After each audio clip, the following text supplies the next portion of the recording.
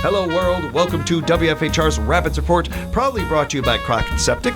Our next segment is also brought to you by Tri-City Services. A big shout out to them. We appreciate our friends over there. We appreciate the gang at the Southwood County YMCA. Love talking with them. We have Jacob Kladikowitz. Ooh, no, I got it wrong. Klakowitz. I was close. I was confident, and that was the problem. I shouldn't have gone in confident. Jacob, it was really good to have you with us, man. Appreciate the time. Yeah, thanks for having me. Got a lot to get to, and certainly we're starting off with gymnastics. I know the audience, I've mentioned this many times, one of my favorite ones. I love gymnastics. I like watching it. I'm not very good at it or anything, but it's a lot of fun, and it's so great for kids. Yeah, so some things with our gymnastics program that's coming around right now. I know we're kind of cleaning up and ending here in both of our programs for high school gymnastics as well as then the youth, but there's a lot of questions around like what's gymnastics looking like after this year because of our youth center being remodeled and kind of changing roads with where we're going to go with it. But we're bringing the high school gymnastics over with the Wisconsin Rapids Lincoln High School team over there. Cool. But we're still going to be holding our progressive gymnastics at our Y. So we're going to be using our gym court there. But again, we're still going to be look out for the upcoming gymnastics programs that we're going to be pushing out. But yeah, we're excited to keep it in-house still, but also be able to basically work with Lincoln High School. If I have this right, these are the little more of the advanced classes that are going to be over there, the progressive ones. That's a little more the top notch. Or do I have it reversed? Reverse, yeah. So the progressives, we're learning skills, we're building up as we go. That's more or less just like the basics. Really trying to understand what gymnastics is about and like what they really want to do within gymnastics, and then they can continue that skill development over at the high school. To keep that in-house is nice. Not only the area is set up really well for it and everything, but at that age to really, especially with gymnastics, where it is that age that a lot of kids are starting and finding whether either they like it and not only good at it, but so oftentimes a next 10, 20 years of that's what they're doing for doing gymnastics, getting into it. Yeah, and it's crazy. Like, I mean, this might be just from a fitness perspective as well as then a sports perspective, but gymnastics is so good for youth, just the development purposes through coordination, body awareness, balance, strength. It has so much benefit to it. And when I was a kid growing up through it, I did 2 years of gymnastics myself, and then I kind of got locked into football and different activities. Yeah. But it's a perfect sport to set you up for other sports as well. Yeah, exactly. My Aunt Pat was a really, really good gymnast. She was like going into Olympic training and stuff she was doing. And for her, it was a sport she really loved, but she was really into volleyball. And part of the reason she got into it was to be more flexible, to be a better volleyball player. And she just ended up being really good at gymnastics and kind of going on a run with that. I think it's a great point about that. It's not only all of those things, but also one of the few activities and sports that you can have your kid do, and they're working everything. They really are working everything on almost any type of thing. And one other point about this, too, that I think is great, because sometimes I know as a parent and for parents out there, you're looking at these sports and, well, this is a team sport. This is an individual sport or that. I think that with gymnastics, it may be looked at as a single sport sometimes. It's such a team sport. I see very few more rooting for each other than gymnastics teams. Yeah. And the way that they are just a unit and all rooting for each other and the camaraderie that exists with that. I know people that are still friends and they haven't been in a gymnastics class in 20 years together, but they're still friends from it and everything. It really does create a lot of that energy. Yeah, and the staff that we have are awesome. Like, we competed really well at a high level at nationals this year, and to be able to continue that is fantastic. And like you were saying, like gymnastics, just being able to work with kids and learn different skills. We also still have one more last week of camp that's still available. So if anybody's interested, a camp's another good way just to learn different skills, but not in obviously like body awareness skills, but I mean, we got archery, fishing, just kind of like those outdoor activities. But we have one more week of that, August 25th through the 29th. And if you have any questions, you can contact Baxter. And we'll get that information out there before we wrap up of how you can do that. It's kind of cool that you mentioned that about going from gymnastics and falling in love with football. I'm a big fan of wide receivers, and I remember hearing as a kid that Lynn Swan took ballet classes to help him with his footwork, and how wild I thought that was. I immediately now, if I'm a football coach, I'm having every one of my guys taking gym classes, gymnastics classes. Like, imagine how much more flexible our wide receivers would be and everything. They're a great idea. No, exactly. But in all seriousness, actually, what you really made me think about there, Jacob, and I don't know if it's intentional or not, but we kind of touch on this from time to time. We're seeing so much of the youth in this day and age. Oh, you could throw a fastball 60 miles an hour. That's all you're doing. That's all you're doing is throwing a baseball now for the next 5-6 years of your childhood. And then, of course, what do we see? We see them get older, and that arm is done before they're even in the majors or even have a chance to get a scholarship or some of those things. I know my brother and a lot of the parents that I know out there are very strong about, hey, play all of it. You know, yeah, you're good at baseball, but I know you like to play soccer too, so play some of that. Encouraging your kids to try multiple sports and to play multiple things, regardless of what they're good at or what they're not good at.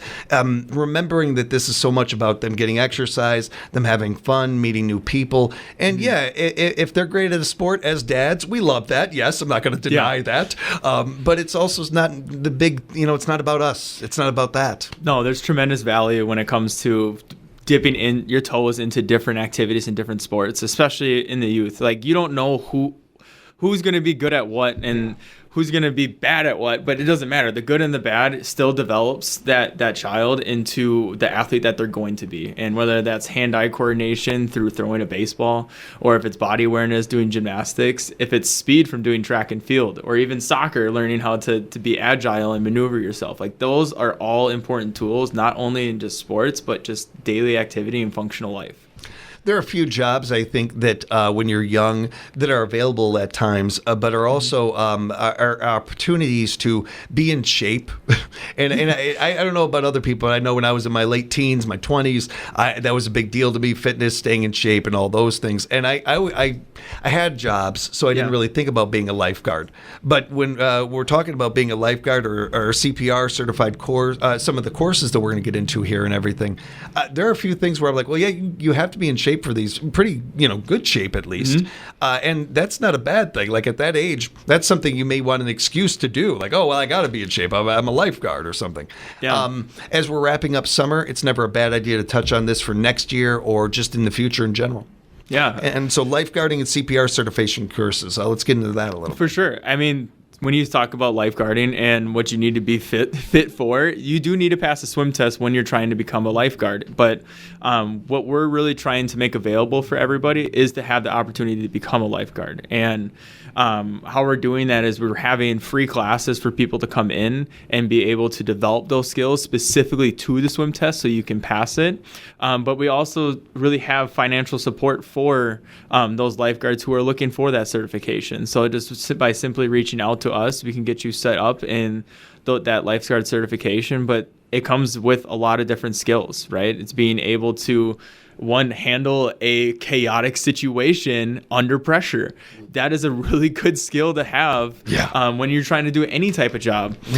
But we also are going to be able to help you get CPR certified, but also know how to do that at a high level. And again, under pressure in a chaotic situation. And granted, thankfully, we don't have to deal with those situations as often, but you still need to be ready to be hands-on for that. But we are definitely looking for some more lifeguards to help us out, be able to have these pools open for the community as well as then serve the community.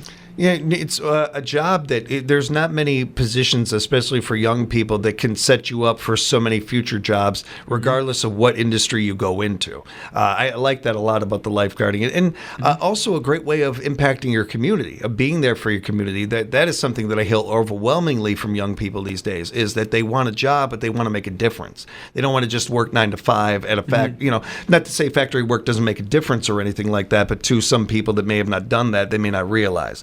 Being a lifeguard, you're really making an impact. You're really making it. They for one, they can't do the swimming without it. You need a lifeguard at these places to be able to do that. So you're giving your community and these kids an opportunity for that. And certainly, of course, in the extreme circumstances of saving a life. Yeah. That's an opportunity that most people don't have very often. And at that age to learn those things is really cool to think of. And I know know when you think of a lifeguard, most of the time you think of somebody sitting in a stand, but there's a lot more to it when you're sitting down there, counting heads constantly, making sure that you have the right numbers for lifeguards to people who are using that pool, being basically on your toes in case something does happen, and being able to help then service those members who are using that pool with maybe potentially getting equipment, just helping them around to find the right access points.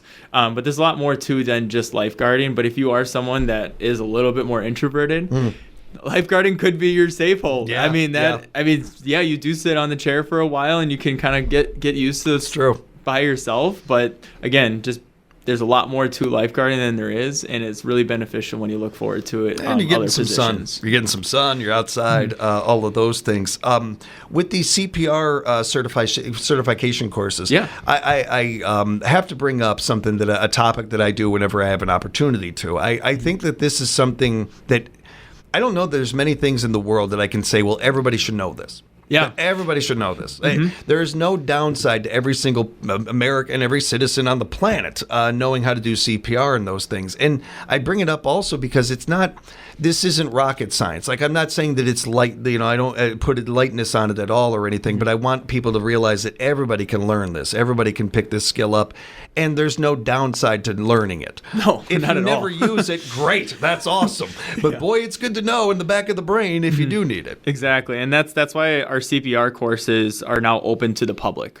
Our next course is scheduled August 21st from 12 to 5 p.m. And that, again, we just want to make sure that everybody has those skills. But like you were saying, like, it's good to know how to give CPR, proper CPR, as well as then first aid. And we do hands-on training with mannequins, as well as then take an exam to make sure that you understand where you're really coming from.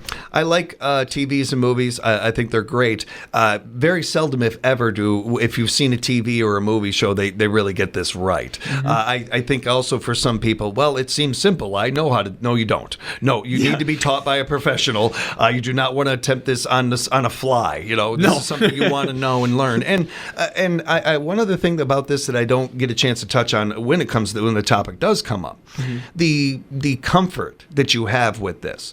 You feel better when you know your car is insured. You feel better when you know your home is insured. This is insurance for you and your loved ones. This really is. Yeah. It's another level of that. Knowing that you have this in the back of your brain, if you ever need it, is a comfort that I don't know really how to explain to people unless you really do learn this information. You're like, oh, I got that. I know this. Yeah, I guess I never really thought of it in that perspective. That's a cool way of thinking about it. There's so many things that can stress us or get us a little, like, wake us up in the middle of the night kind of things. Yeah. There's not a lot of that stuff that we can always do something about. Here's one of those ones where you can have that information. You take this class. It's not a long class. It's not something that you have to, 6 months it's going to take you to learn this or something, and you got to take a test at the end, and all these things that, you might think of when learning. This isn't that kind of learning. This is something that I think also, another thing that I hadn't thought about with this. Everybody learns differently. With this course and the way that it's taught, it's really tailored to any type of learner. Yeah, 100%. And we do make up stuff too, where we don't let you just make up the exam. We sit down with you, we go through that. That's cool. And we really explain, like, okay, in this situation, when is this applied? How many beats, right, that you need to be pumping for that certain amount of time? And when do you get breaths? How do you get breaths, right? Like, if you get those wrong on the exam, we go back with you and make sure you understand that knowledge, because it's better to know what you're doing rather than just trying to fly by answering multiple choices. When were those classes available? When were they? Yeah, those classes, we have our next scheduled class August 21st, 12 p.m. to 5 p.m. We're speaking with Jacob from the Southwood County YMCA, thanks to our friends at Tri-City Services and Crockett Septic, and an event that we're excited about being a part of around here at the studios. We got the Bridge to Bridge run coming up. Oh, yeah. I'm excited about that. Yeah, it's a big one. The Bridge run is going to be at Witter Field. We have an awesome T-shirt made. It's going to be a long sleeve, North Carolina blue. Ooh. Oh, yeah. Oh, I got to get one of those. Love those colors. Got to get one of those. Yeah, that's going to be next week, August 16th. Race starts at 8:30. We'll do awards at the end once everybody kind of finishes up, but we'll all be back and finishing at Witter Field. Now, this is a 5K, but not necessarily a long run, a long race. No, yeah, it's a 5K race, right? 3.2 miles. It can be walked, it can be ran. We also then have an option of a smaller race, which is going to be held on site at Whitterfield, so throughout their stadium. That's just a 1K, but it gives an opportunity for kids to run around, for parents to walk who don't want to run that long at a distance, but just to be involved and engaged in our event there. This has been going on for a while, and I know talking to people in years past how sometimes they run into people that this is the event they usually run into them, and they look forward to that. I know that we also have our serious runners out there. Shout out JR and some people out there that take this a little more serious, and that's cool too. That's fun. But all of this is such a good combination of this area. And how much we believe in the Y and supporting the Y. We get that this is one of the ways that the Y is able to keep those lights on and also keep people in the building. And by that, I mean, so many of the services that they can offer, or being able to help people that may not have, the set payments for something, but they can help out with that. Yeah. There's so many different angles on this that you could take. And it's a great fun event too. Yeah. It's a blast. We're looking forward to this one. Yeah, if you don't register before the event, we do offer like day of events or registrations. So the day of the event, you can come to our table that we'll have out there and be able to get registered and run that event. You can get signed up right now if you want by going to their website, swcymca.org. There's a QR code you can go to, or you can go to the website, or give them a call, and we'll give you that information again before we wrap up. Looking forward to this. This is going to be exciting. I'm going to be down there broadcasting live from the event tonight. I don't get to do that much, but I'm excited for that one. And I got to get one of those shirts, too. Put one aside. I got you. Camp is coming up. Our camp is going on, and just as we're kind of getting close to the end of camp season, wrapping some of that up. Yeah. Like I said, I think a little bit earlier, but we're going to be... there's still time to register for camp. Yeah. We have one more week, August 25th through the 29th.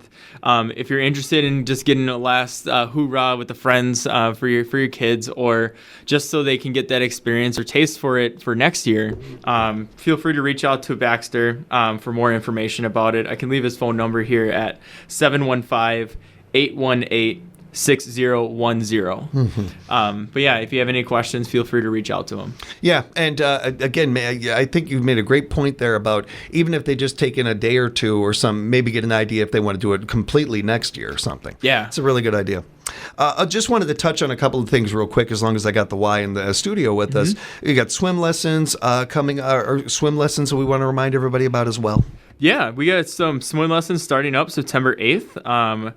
If you are, again, looking for more information about swim lessons, but also about the CPR certification, feel free to contact Ian Hess.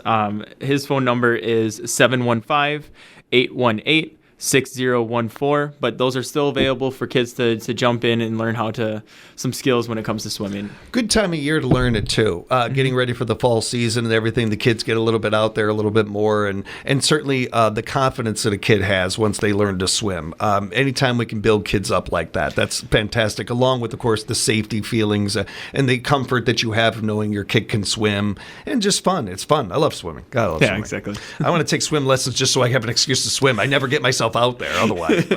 That's a great one. And also just wanted to touch on childcare in Port Edwards. This is a big one for our community. Yeah, so childcare is now available at Port Edwards for elementaries for 3 to 6-year-olds.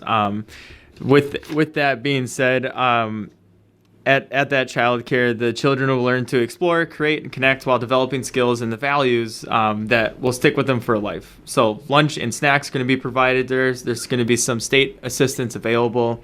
But again, kids ages 3 to 6 years old, September through June, Monday through Friday from 6:30 a.m. to 6 p.m.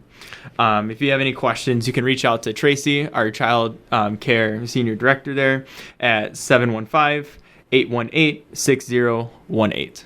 Yeah, this is such a big deal for our community. Something like this. Congratulations to Y being able to do this, but also a big thank you for doing this. We know how important childcare is in this country, let alone in this state, and how behind we are on this one. Yeah. And any, when we see our nonprofits stepping up and doing things like this, one, it shows how much they're listening and paying attention to the community, but how much they care about the community. We're talking about not a business, a nonprofit, where every penny counts, and you've got got to not only be accountable for every penny and transparent about it, but make good use of it so you can keep the lights on and keep doing this thing. To take time and do something like that shows a lot of above and beyond to me for the community. Yeah, big time. I say a big discussion just in the state in general is that childcare piece, right? Is finding how can we have space for our kids to go to, knowing that it's safe, but also they're going to be taken care of.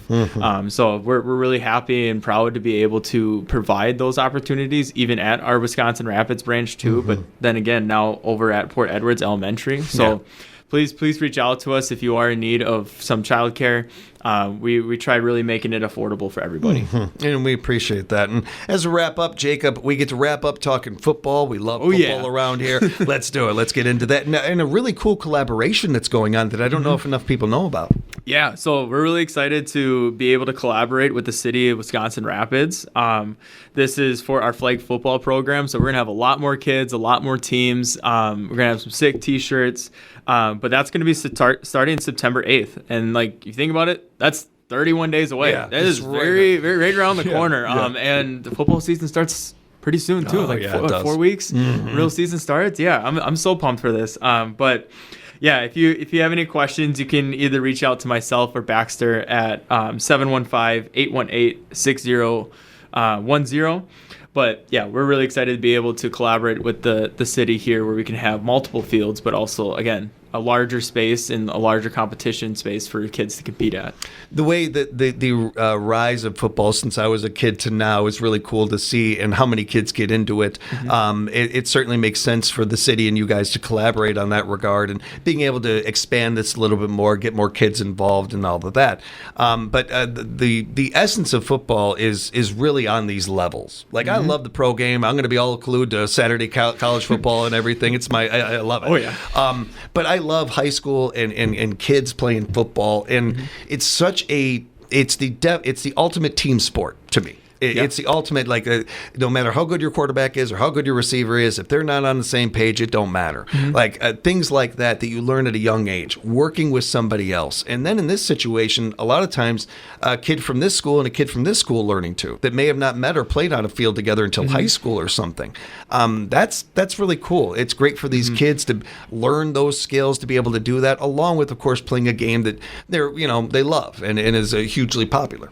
Yeah, exactly. And I'm a big fan of football. Granted, I'm kind of a little biased. I played football in college and everything. And when it comes to that kind of sports camaraderie, like when I was going through elementary school, and I even played football at the Y when I was younger. Right played on. football, That's yeah. cool. And it's cool to be then with that group of friends for 10 years. I played football with I can't since third grade all the way up through That's awesome. college. And there was one of my buddies. All my best friends are on the football team, and it's cool to be able to develop those skills, but also, like you said, the camaraderie and the teamwork that develops that was high school level team so much better. And it's really cool to see that at a flag football level, Right. especially at that younger. Because I think last year we watched a team really go from point A to point B as a whole team together, and they were dominating, which was really cool to see. It's like the quarterback and the wide receiver on the same page. The defense understood their plays. There's kids taking that leadership role. And this is just the start. This is just the development. And flag football itself is actually a growing sport. If you haven't seen that. We got the opportunity to coach Appleton North. I think it was Appleton North. Yeah, please don't hate me. But yeah, I coached Appleton North girls flag football team at the Green Bay tournament in Lambeau Field, and that sport I did not think was as big as it was. There was 15 teams there. There were college scouts there. There's colleges putting these teams together, like UW Oshkosh. I know UW Stevens Point's dipping into it a little bit, but these schools are really started to wrap around this flag football, but mainly I think understanding that everybody deserves an opportunity to play football and be able to develop as a team and just build those relationships. It's that part is so cool to see more and more young women getting to play that wanted to play the game. I know my little sister was one of those that didn't have that opportunity that would have loved to. And probably been an incredible running back. Jillian was elusive, trust me. Somebody tried to catch her all the time. Yeah. But to your point about flag football, it's getting bigger, and it's only going to get bigger with it going into the Olympics and some of that. Yeah. So I mean, you're going to see that was pretty cool to see that. Yeah. And so I mean, you don't know, you might end up having a future future Olympian here, getting into these flag football games and stuff. It's really fun sport. It's really fun for these kids to learn, and there's nothing but fun and excitement going on at our Y. We encourage you to learn more and find out more. Jacob, if people want to reach out to you, how can they do that? Yeah, you guys can reach out to me if you have any questions about flag football or any of our other healthy living programs at 715-818-6015, or come visit me at the Y.